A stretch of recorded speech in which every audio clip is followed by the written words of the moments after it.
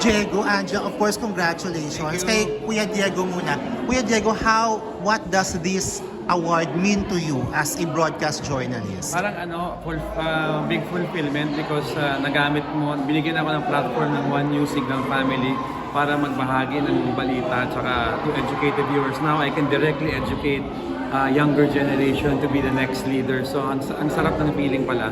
So thank you pala sa Trinity and sa One News family for this opportunity. Ayan. Miss Angela, of course, para sa mga good kapatid natin sa Good Morning Kapatid, sobrang saya ng show, sobrang good vibes, pero how will this recognition add up to the show to inspire more kapatid natin? Well, syempre ito ay kumbaga parang mas gumaganda po yung gising namin. Hindi naman po kami para sa magkaroon ng award, pero syempre very thankful kami at nare-recognize kami unti-unti, slowly but surely. And of course, abangan po nila yung marami pa namin mga sorpresa sa Good Morning Kapatid. At syempre, yung ating mga may init na balita na dapat nating tutukan.